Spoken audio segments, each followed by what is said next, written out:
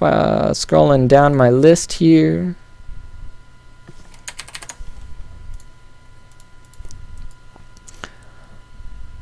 So yeah, of course, Ozone, you know, they put down all these wards at the dragon to control dragon, and they even got the dragon, and they should have backed away after it. But even if they don't back away, even assuming that Mata does still make that really dumb play to try and kill the pink ward, like, they shouldn't try to save Mata. Just let Mata die, and then back away. Because you have all these wards, and you know SKT is all grouping up around that. So, like, what are you actually going to be able to do? Well, you're going to be able to give SKT some kills, I guess. Good for SKT. All right. Wow, my thing says Bengi used his trinket ward, but Bengi was dead. I don't know who put the ward down, but it was a good ward. Mata buys a vision ward and a stealth ward. Yep, he sure does.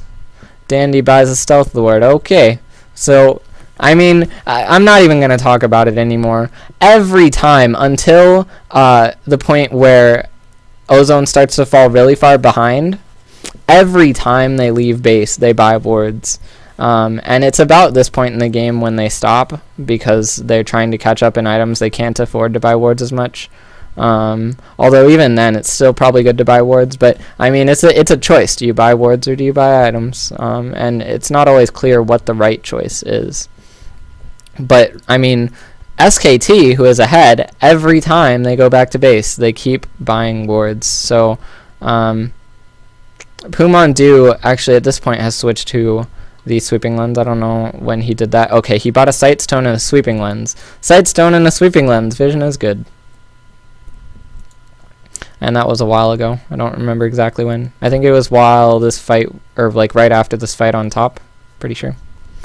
Like right before the dragon fight. Okay, so Bengi recalls, buys a vision ward and a stealth ward. So I actually want to talk about what Bengi does with this vision ward, because it's kind of indicative of SKT's position in this game right now. It's kind of indicative of how the game has changed.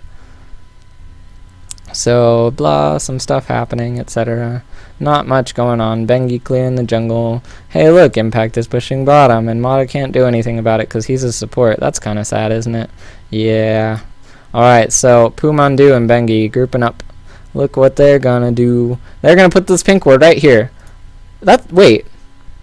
That's a different spot than they had the pink ward before. Why don't they put it in this spot? This spot is safer, right? Well, actually, SKT now realizes they're 5-1.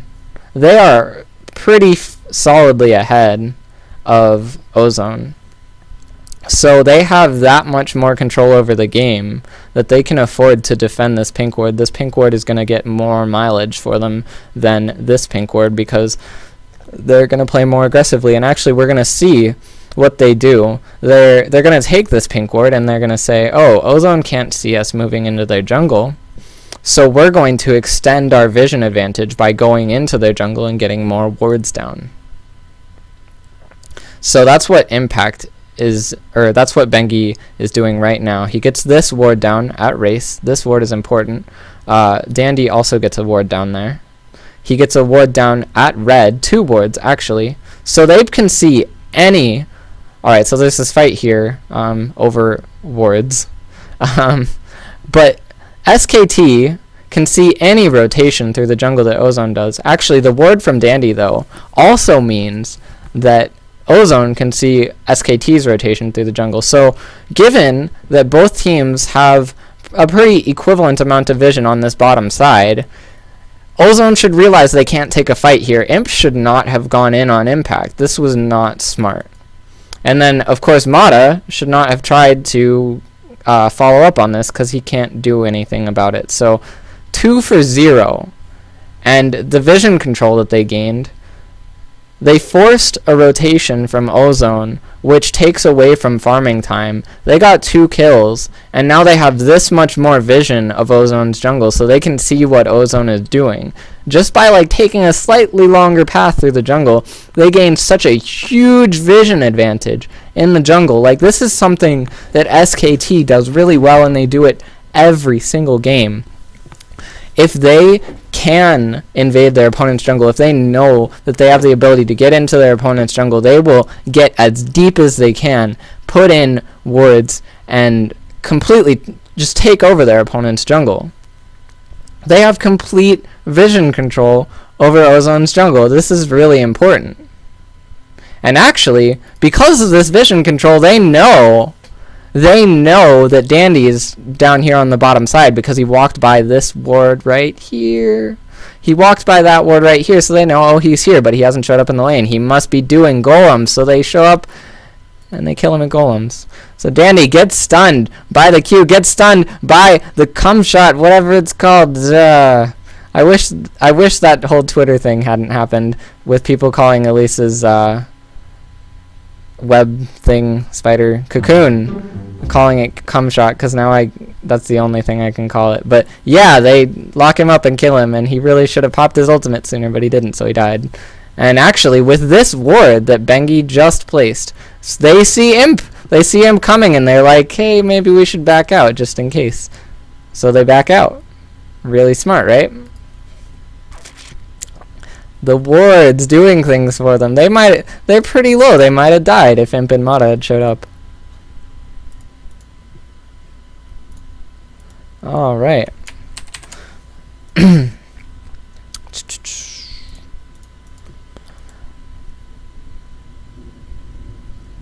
So at this point, SKT, basically through like lots of really good boarding and through ward baiting and all kinds of things like that, they've gained an 8-to-1 kill advantage. Just on warding. Just on warding. Look at the gold lead that they have. They have a 3k gold lead because they placed some wards. Vision control is so good. So good. Come on. Buy wards, please. Please. I'll be your best friend forever. Alright. So, next thing.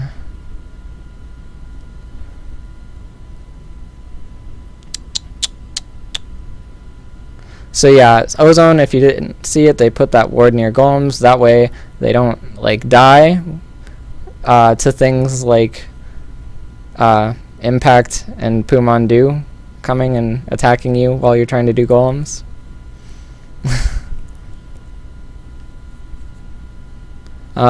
So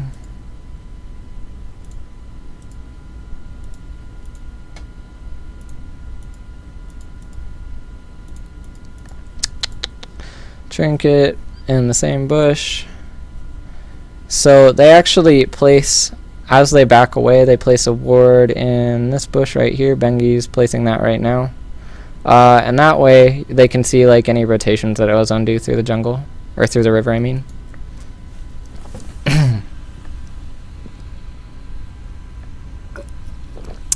So Piglet now. Piglet realizes, oh, everybody is not here. I'm going to place a ward over this wall. So this ward means that basically it doesn't seem that good. It doesn't give a whole lot of vision.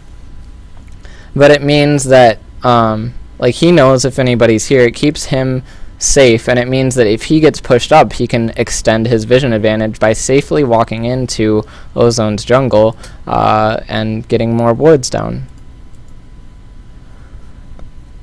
And this ward also shows if Looper is like rotating through the jungle. He'll see Looper moving out of the lane, and his team will know that Looper's coming to kill them.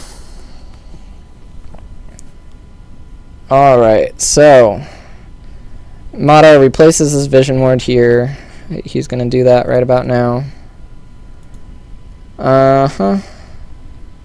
Faker, he bought some wards when he recalled, and they're going to put more wards in the jungle. They're just like, okay, we have control of your bottom side. We're going to keep controlling your bottom side. They actually really want to get this bottom tower, and they're not going to get it here because of the good warding from Ozone. Ozone is able to defend it because both teams have full vision of each other. So they SKT actually, with this rotation, what they do, it may seem a little silly. It may seem like, oh, they're wasting their time. They didn't get a gank off. They just have to back away. But what actually happened, first of all, they cleared out this pink ward. Second of all, they got more vision in Ozone's jungle, and they saw this rotation from Ozone. They also force the rotation from Ozone, which takes away from farming time. It means that they know exactly where Ozone is. They have more information. They can make more better informed plays. So at this point they realize, yeah, Ozone is pretty effectively responding to all of our rotations into the bottom side. What they do next is really smart. They basically baited Ozone into entirely focusing on this bottom side of the map.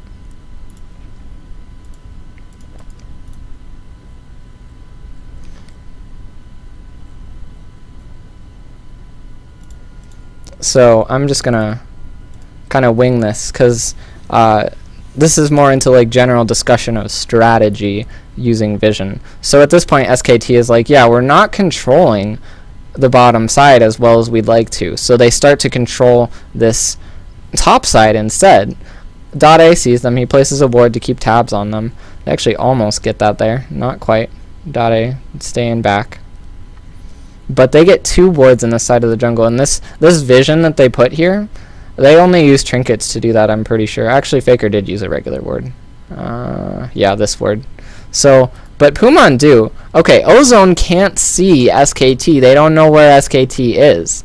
SKT knows exactly where Ozone is. So Ozone trying to take this blue, they see Pumandu and they're like, oh, we better run away because it's Pumandu and the rest of his team is right behind him. Pumandu is completely bluffing. He has nothing. He's got nothing here. If they turned on him, he's dead, but Ozone doesn't know that. Ozone has no idea where SKT is, and they're playing smart, they're playing safe. So Pumandu gets another ward. They are snowballing their vision control of this blue buff. So now finally the rest of his team shows up to back him up, and they take the blue. They're like, hey, can we have your blue? Thanks, you're welcome. So now they've established control of the top side as well, and they're like, okay, you've dedicated all of this vision that you can't afford because you're behind. You've dedicated all this vision to the bottom side. Let's go to the top side! More vision. And they also get the blue buff. That's pretty good, right? So at this point, this is actually the beginning of SKT controlling Baron. You know, look, my notes. I have so many notes, but screw these notes. These notes don't even matter anymore because I'm going to go over general stuff. Like strategic stuff. What is SKT doing with their wards that allows them to win this game? So, this is the beginning of SKT controlling Baron. So, we're actually going to see SKT swap to having 3 sweepers pretty soon. The only people who still have the totems, the warding totems, once they switch to sweepers, are Impact and Piglet, both of which are split pushing and still need the wards to defend themselves, while the rest of the team is grouping up and can use the sweeping lenses to control the vision. Oh, by the way, something I want to talk about. If you're gonna change your trinket, like when you recall, use the trinket that you have, like wherever you are, just use it. Like, find a way to make it effective, because once you sell your trinket and buy a new one, it's gonna be on cooldown for a while. So make the most of what you have. Make sure that, you know, your trinket is doing something while the other one is on cooldown. And then, yeah. So, okay. SKT beginning to set up control over this top side of the jungle. And now, they're like, hey, everyone on Ozone just went to the top side. We have a pretty good idea of where they are. We know that they just recalled from bottom. Let's take this tower that we were going for all along. Like, Ozone really isn't anymore. They kind of let up just a little bit, and SKT took advantage of that. So Pumandu using a sweeping lens.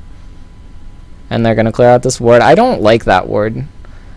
Ozone does not have control of the game right now. Ozone does not have the positioning on the map to defend that pink ward. The most that it does is just stalls SKT, which I guess is a valid usage for it.